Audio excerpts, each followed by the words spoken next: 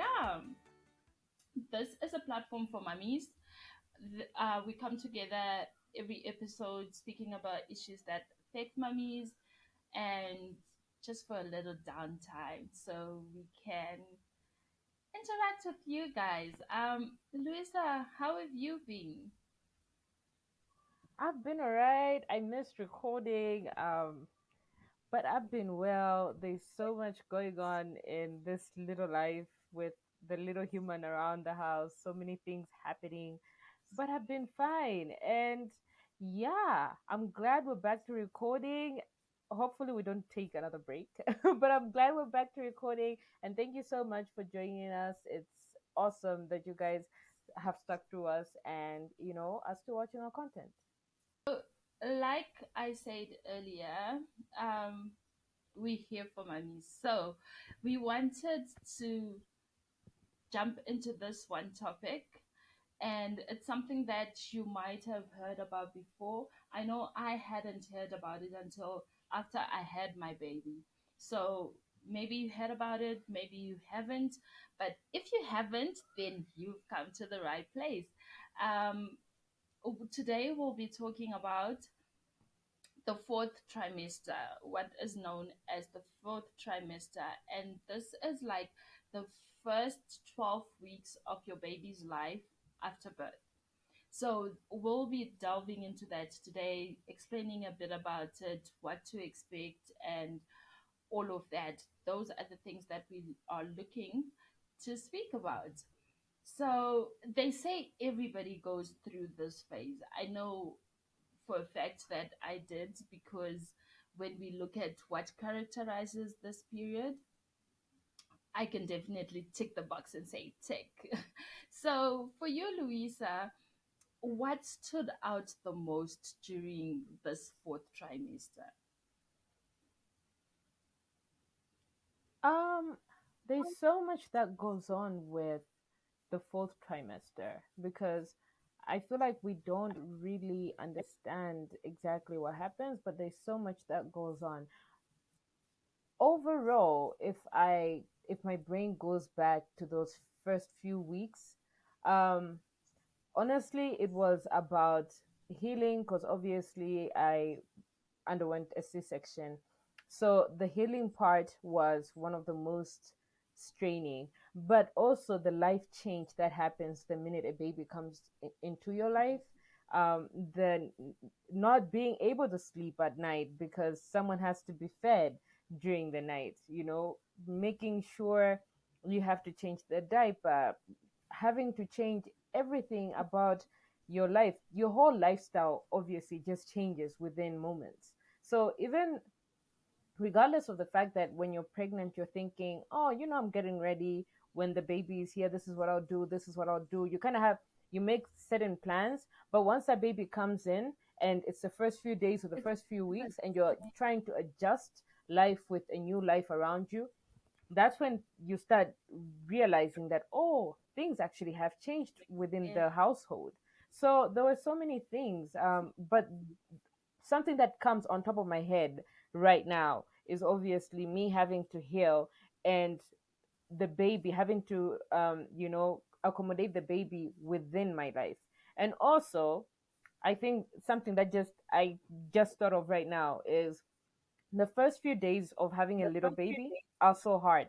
So you have things like they have stomach issues, they have that. So all of those things you have to learn within a short period of time and make sure they're fine regardless. So there's so much stress that comes in. There's so much anxiety. I remember one thing that I felt like I had at the moment, and then having to be diagnosed later was depression.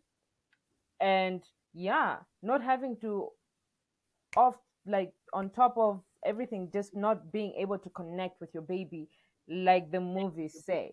That's something that I actually think of the most because I often think, oh, I was going to connect with the baby immediately the baby was born, but the baby was born, and I was like, I don't understand.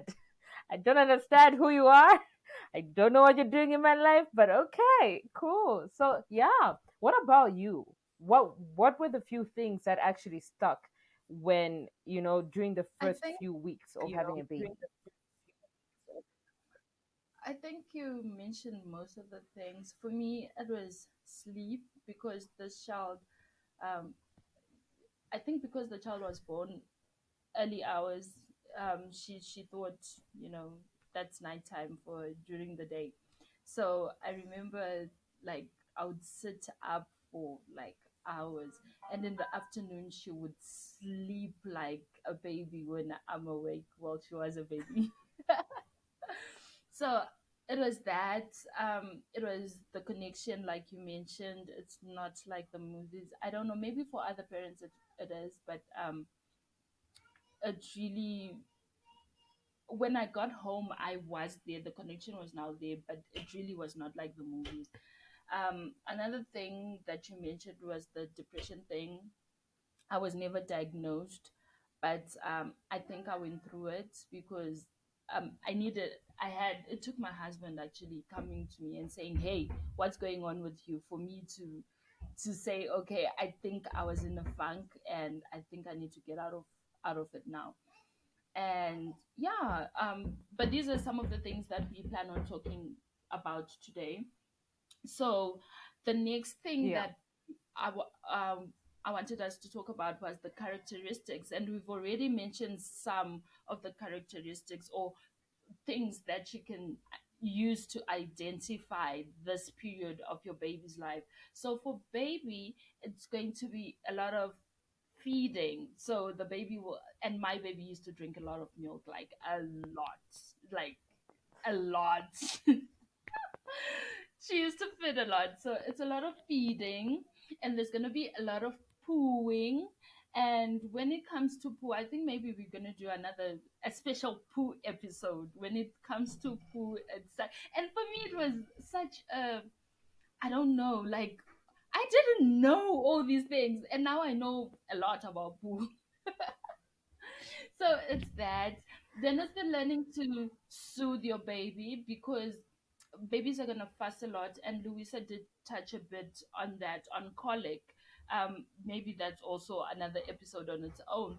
But a lot of babies have colic when they're still so small because they're not used to processing the food, they're not used to outside and all of that. So the colic will make them fuss, and if they fast, as a parent, you have to learn to soothe them and get them to sleep. So that's also another thing. And then there's learning what the cries mean. So every baby kind of cries different, but you do learn as a parent, especially during those first 12 weeks, if it's a dirty diaper cry, or if it's a I'm hungry cry, or if it's my colic is bugging me cry, or if I want to sleep cry, or it's just I'm Yeah. annoyed cry. Why am I outside? You know. So you will learn to interpret those cries. And yeah, so when your baby does all these things, okay, especially with the crying, how then do we as parents help these little ones adjust during this fourth trimester, this first 12 weeks of life, life on the outside? I must say, I I should be honest with you. I feel like the things that I overlooked when I was pregnant. So, because okay, we've talked about this in the previous episodes where like when you're pregnant, you're trying to read as much as you can, you're trying to get ready for the baby. But I felt like regardless of the amount of reading that I did, I still was not ready. So even after the baby got here, I remember just having Evan. There was one day and he was crying like crazy. And I left him on the bed and I was like, wait, let me read. What must I do now that you're crying hysterically? And I feel so ashamed sometimes when I think about this, but like, No, you're not ready um, for such moments. no, you're never ready as a parent ever. But I just want to say, I read, like you're saying, like read. There were days, especially in the first 12 weeks, where this child would cry so bad, and I would just feel like crying myself. And on one of those days, I was reading somewhere, And they were saying, oh, if you get so frustrated with your child, just leave your child on the bed, close the door, and go for a walk. And I was like, what? I can't do that. But yeah, that is some of the things you do come across. So don't ever feel bad for. But yeah, I feel on moments like that, if it's not the boob, because I honestly, until now, when he cries too much, I'm just like, here's your boob, take it, drink, you'll be fine, you know. But if it's not the boob, then skin to skin, I still do that till now, where I just lay him right on my tummy and he calms down sometimes. My baby was not the swaddle kind, so ever since he was born, he never used to take kindly to swaddling. Um, if I put him in a swaddle, he would cry the most. But having to learn your baby is one of the best things. So, skin to skin, I would feed him if I could. Um, Not much of swinging, but I feel like water used to do it for him. So I would give him a bit of water, just on a spoon, warm water, and then after a while he would like get better at it. But other than that, I kind of feel like I had an easy child. Like, especially during the first 12 weeks, I had an easy child. It was not as difficult as, other women say the babies are like. So I kind of thank God it never got to a point where I'm like, I want to kill myself because of this child, you know? But the moments when his colic would get bad, it would really be bad. But almost three-quarter of the time, I really was having a splendid time. That's why I think I had a lot of women, even in our blogging space, just asking me, how exactly are you writing when you have a newborn? And I was like, yeah, but like every time he's asleep, he's like asleep for an hour or two and I don't have anything to do. So I'll just write, So I thank God I had like a baby who kind of was easy to deal with. Um, at any time of the day, he was really just easier. Even at night, he would like sleep through the night, and I was like, okay, I guess this is how babies are.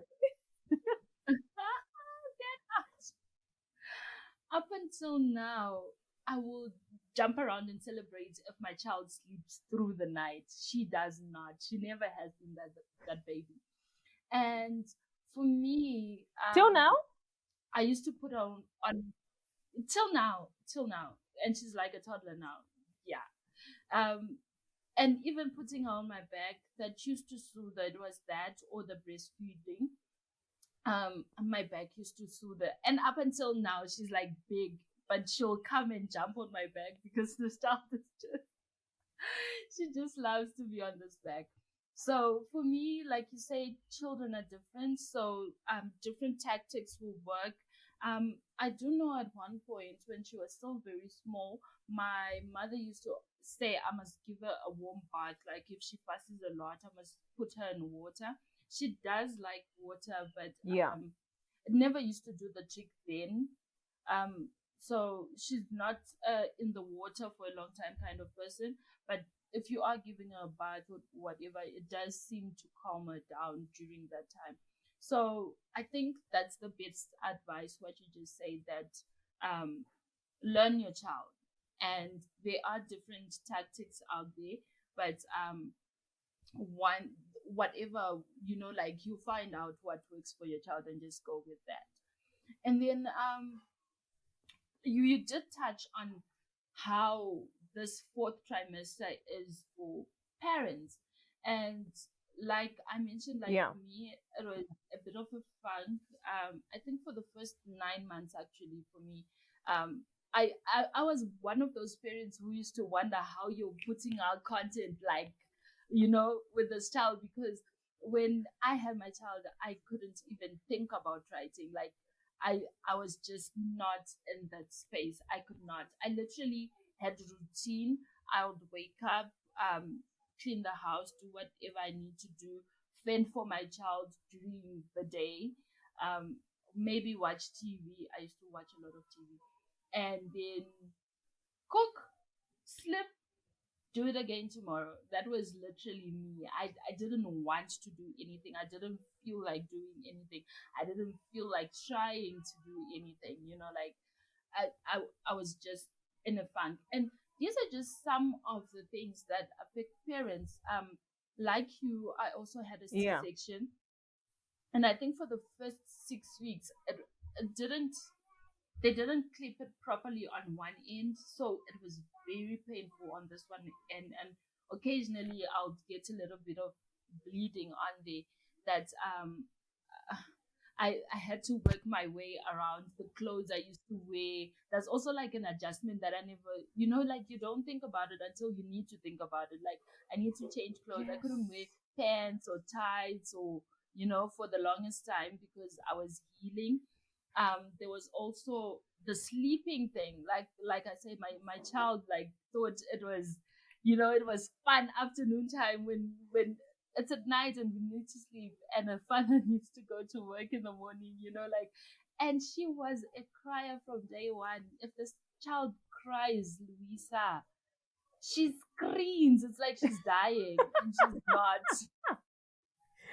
Even now, like, like people will think you're trying to strangle the child or something.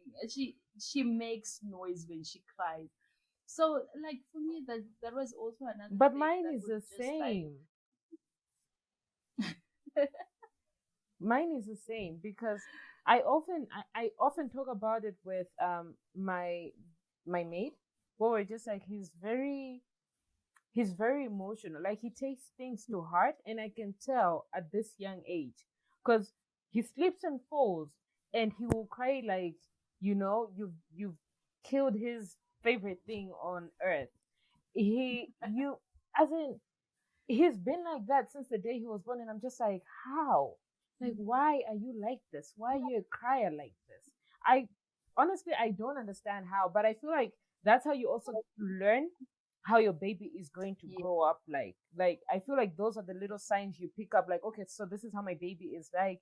He cries or she cries. He does this. He does that, and then you learn from that from the early age. But go on, yeah. as you were saying.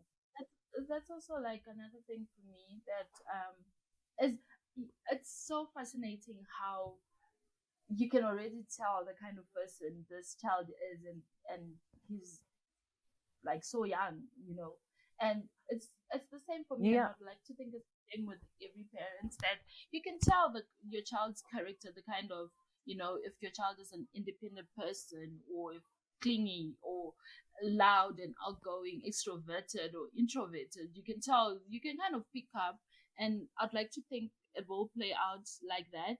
People do change and personalities change and whatever, but certain boundaries within that, always stay the same.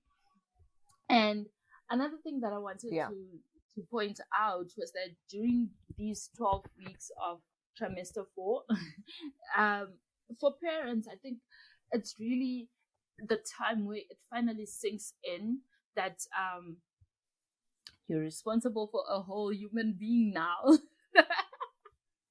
So for me, Yep. I learned quite early on. My child didn't never had formula. I tried. I bought like I think 6 different ones because people kept saying maybe try this one, maybe try this one.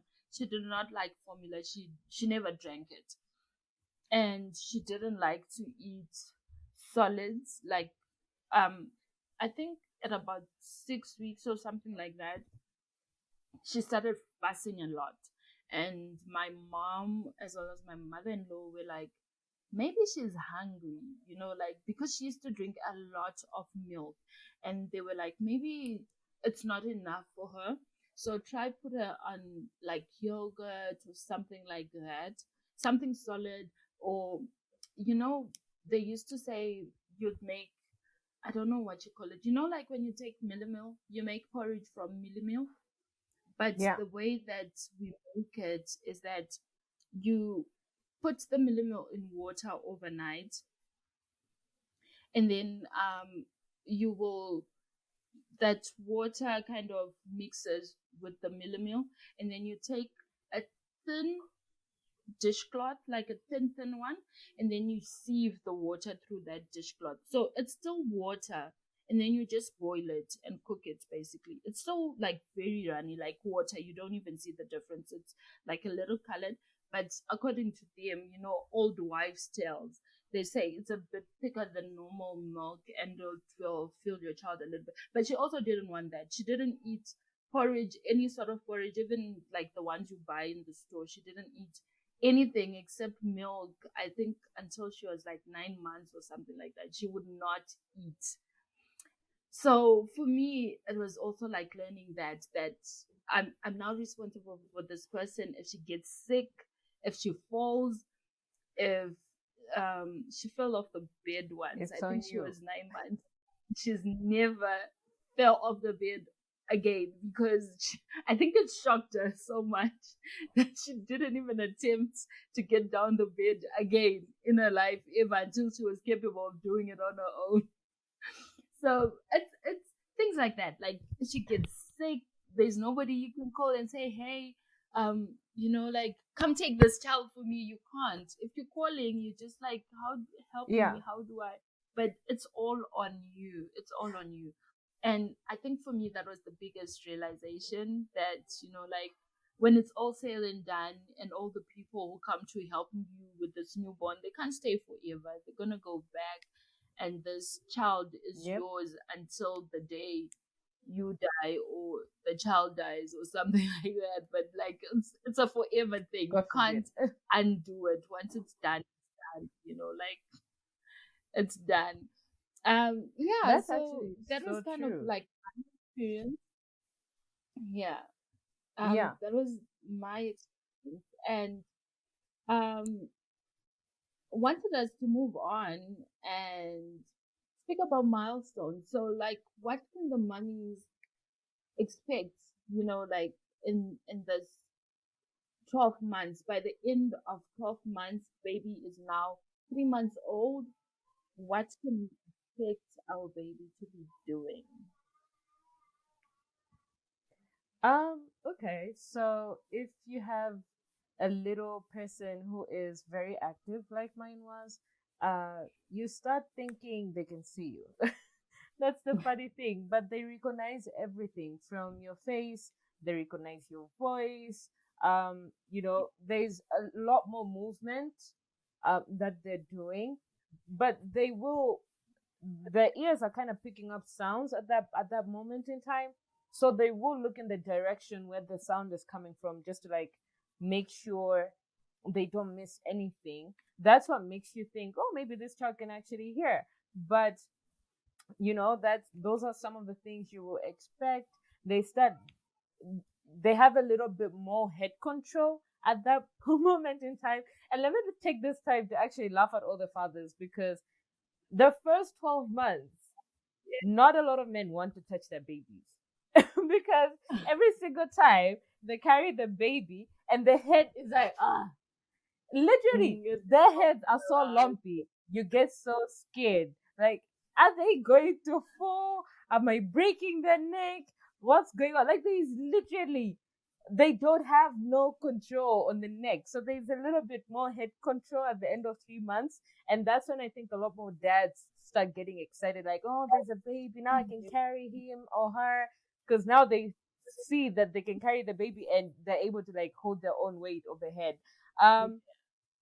There's a lot more stretching, and they'll like try and stretch, especially the tummy. So there'll be like a lot more stretching with the arms and whatnot.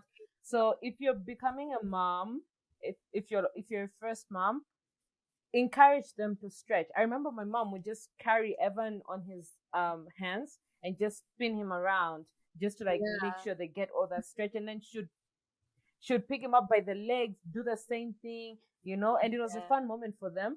But it kind of helped him be more active and have his body just loosen up a bit. So if you see your baby stretching their hands and doing whatnot, help them, help them stretch, allow them to just be free. And they'll be more in tune with the routine you're putting them on. So if you're trying to like put them in the this is daytime, this is nighttime, they kind of start recognizing that, oh, I think this is a routine they want me to be more in tune with. But let me just say that the colic doesn't stop. So if you're using any medication, continue with the medication until at least maybe 6 or 7 months. That's what I did, and it helped a lot. Because if you're like me also, because even I started have making my baby eat way early. I think when he was like 2.5 or 3 months, because he was sucking the soul out of my body. Like, I could feel my soul leave my body because of his sucking. So if you're like me and you start feeding your baby way too soon, make sure you have that colic medication on hand, and you're giving it to them, e- either every day or every 2 days. I'll give mine every day in the morning and at night, just to like help you with the digestion, because the tummies are still not able to like process whatever you're giving them. So you're Yeah. trying to introduce Yeah. food into their tummies, but at the same time you want them to poop nicely. You don't want them to have issues and whatnot. um and yeah, as in every time you go to the hospital, they'll give you indications of things to look at and whatnot. But so before I like leave, this is something that I wanted to talk about the fourth trimester. I don't know about your country, but this is an issue, and I wanted to put light on it with moms that can be hearing me from my country. The issue with our health system is during the fourth trimester, or if you have a baby, the health system does not care about the mom. So their focus is on the baby. So if you go to any checkup, the baby's checkup, they're not going to ask you how Yeah. you're doing. So even if you have a Anything. C-section or whatnot, they're not Yeah. going to stop and ask, hey, how you doing? How's the wound? What? No.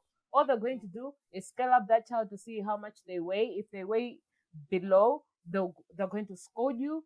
If their weight is fine, they'll cheer for you and off you go. They'll give them the injections and whatnot, and off you go. So there's not much care about the mom, what's happening with you, what's going on with that. It's all just about the baby. So it's very important that you find a doctor who can do continuous checkups on you, especially for women who undergo C-sections. It's very, Yeah. very, very important for you to have someone who can look at the part they did the incision to make sure everything inside is fine, because you don't want to wake up one day and find issues with the tummy, or where they cut up, because there's so many women that now have problems because they were neglected after giving birth. So just wanted to put a pointer on every woman to say, please, if you have the money for it, have a doctor who can do checkups on. So, like for me, what I noticed from the time that I gave birth was that it, it's the same. Like for me, I didn't think about it personally, um, but the issue that I had was with my contraception. So my contraception was like 2 days apart from my baby's doctor's visits. So on that week, and I think we always used to go back during the same week. So whatever week it was, they wouldn't allow me to move my day to be on the same day as my child. Firstly, secondly, they won't say, "Oh, because mommy is getting contraception, so while we're weighing the child, let's just give the mother the contraception at the same time." I had to go and queue for my baby, do my baby's whatever, and then go to another queue for people who are sick or getting contraception or whatever the case may be. And then you do it that way. That's if they allow me to do it on the same day, which I only did it once, but it was because I was like, I want to see what will happen if I do it this way. Like they would not allow Yeah. me. So I would go on a Tuesday to the clinic for my baby, and then I'd go on a Thursday. And from the time that she was like 3 months, I was taking her to the clinic. She was so young, and sometimes it's in winter. You can imagine my baby, I think was like what, when it's winter, she was about 6 months when it got to winter in May. And I'm outside in May with this child in the cold waiting for the clinic to open because you have to go early. And they don't care that I'm gonna come back and go through the the same thing with this child, like you're outside with a child so early in the morning because I want to be home by 10, you know. So for me, it's exactly the same, and I'm glad that you did bring it up. It's important, and I think a lot can be done in just making things easier for both parent and child. I don't think it has to be so complicated the way that they make it. Um, Yeah. Another thing that I just wanted to point out was when you were talking about the milestones um, with your child. I think at 3 months, like for me, something that really made me happy was something that you mentioned. My child could like hold her head up, you know, and she could turn when she was sleeping, she could turn her head this way and that way. And it really, like, I used to scream for every milestone. So like it really made me happy. But from that time, I think my child was a late bloomer, call her that, because every month when it say just say by 6 months a child should be able to do ABCDE. For me, my child would only get there maybe when she was 7 months old. So that's another thing that I just wanted to point out for mummies, that if your child is like a month late, it's okay.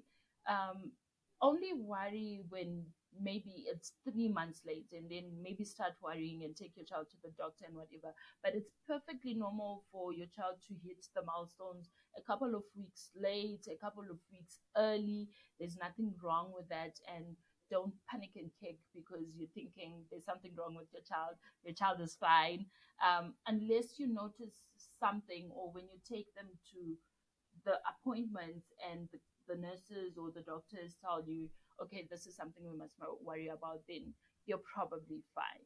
Okay. Because nobody That's tells actually us very that. You know, like important. when you're reading on the and they're saying, oh, by 6 months, your child should be doing all of it. Used to worry me. But then I had a friend Ye- whose child was hitting milestones even later than mine. So for me, I think it just kind of calmed me down. Like, why should I panic when she's still hitting the milestones she's supposed to? And Yeah. it doesn't really I'm do I'm more much in the terms same because Evan is the same. of Evan is the same. He's hitting stuff way late. He's 10 months now, and a lot of people are like, "Oh, he should be walking." I'm like, nope. There's no walking there. no, He my can stand my with child only items, started but walking. I'm fine with it. Yeah, my child only started walking when she was, I think she was 1 year and 3 months when she started walking. She started really late, Hmm. but she never crawled. She didn't crawl at all. She just went from sitting to standing with things to standing on her own to walking. So it's like, you know, there's And no now that you handbook actually for talk these things. about So some of the things, take advice with the now that you're actually talking about your daughter, something that I wanted to point out is that your daughter's birthday will be next week. Because I know we're recording this now, next but week. I know when we put it out, your baby's birthday will be like during the week before our next episode. So now, just Yes. wanted to ask, is there anything you're planning on doing for her? Just share. Nothing too.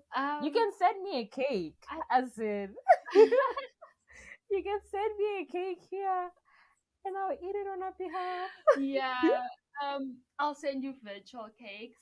She's probably gonna take something because she's going to preschool now, so she'll probably like have a preschool whatever. But I think this coming weekend, we normally do that because we visit my in-laws end of the month. So this coming weekend we'll probably like have a family thing and just celebrate her. We've always done it that way. Like we celebrate the weekend before because that's when the whole family is together. But yeah, she's turning 3. Can you imagine that? I can't believe that. She's so Happy grown. birthday Like to every her. day, like, and now she's learning to speak. So every single thing that you say, she's gonna repeat after you. I have to mind my language because the child will say anything and everything.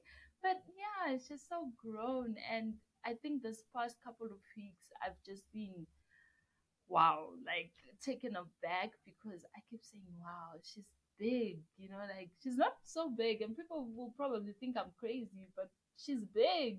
She was so tiny when I Yeah. gave birth to her, and she had like very thin fingers, and they were very long. They looked like chicken. They look like chicken feet. And just to see how independent, like she likes to dance in front of my fridge because my fridge has a reflective thing, so to her it's like a mirror, and she goes there and she dances in front of it, like she can count, she can count to 20, she can do the alphabet, like she knows her colors, she knows her shapes, and she's 3, and I'm like, I don't think at 3 I was able to do all of that, so I'm just proud. I'm just a proud mama. Well, This is happy like birthday to her. time for Tell her me. Auntie Louie says happy birthday. Says happy birthday. I And will. yeah. I'll probably like take a video or something the day and just. And she likes to sing happy birthday to herself lately. I think she can kind of feel the birthday is near, like reminding you parents you must do something. Don't think I don't know. But yeah.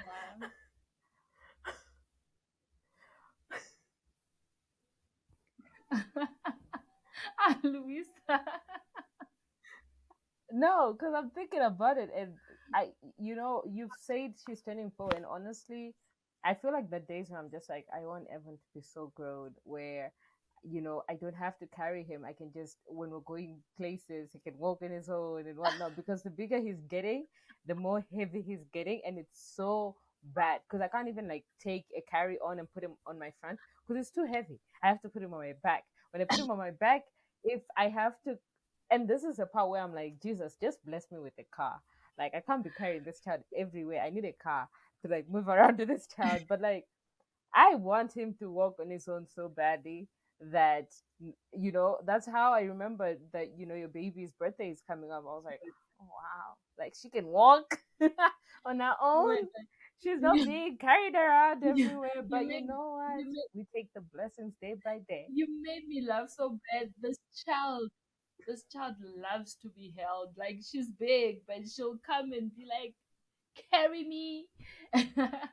Or she wants to be on my back. I don't know if she's ever gonna outgrow that. So I'm just laughing because here's you saying when this child is grown, he's gonna walk on his own. And I'm thinking, not in my life. So maybe let's pray and hope that Evan does like walking and he can walk Yep. on his own Yep. and doesn't turn out to be like this child. Yeah. Yeah. Oh wow. But this has been great. This conversation has It been has. awesome. Mhm. We mustn't take too Now, long before to we go, let me just make an announcement that things have changed on becoming a mommy. Instead of posting twice a month, we actually will be posting every weekend on Saturdays. Yes, yes, yes. So, Forgot. expect us Yes. every Saturday with a new video. And if you don't see anything from us, please hold us accountable.